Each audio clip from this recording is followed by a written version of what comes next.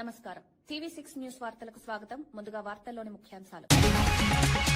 ధాన్యం సమస్య పరిష్కారానికి కేంద్రం అనుమతిచ్చిందన్న నాదెండ్ల 2 లక్షల టన్నుల బాయిల్డ్ రైస్ సేకరణ, గ్యాస్ సిలిండర్ దుర్వినియోగంపై కేసులు నమోదు, రైతులకు మేలు చేసేలా ధాన్యం కొనుగోలు వేగవంతం.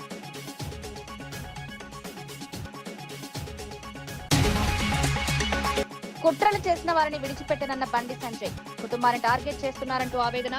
అవినీతి వ్యవస్థను దగ్ధం చేస్తారన్న బండి, ఎలాంటి కుట్రలకైనా వెనక్కి తగ్గబోమని స్పష్టం.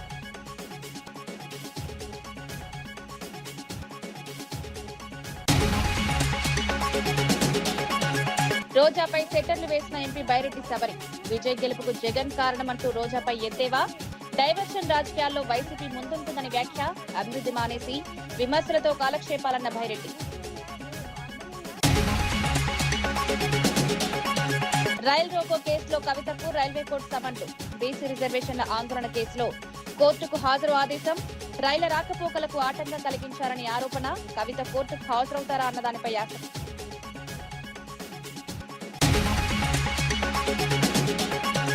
మోదీ పిలుపులపై విపక్షాలు గందరగోళం చేస్తున్నాయన్న భాటియా.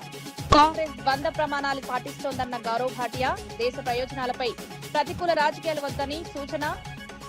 వక్రీకరిస్తున్నారంటూ భాటియా విమర్శలు.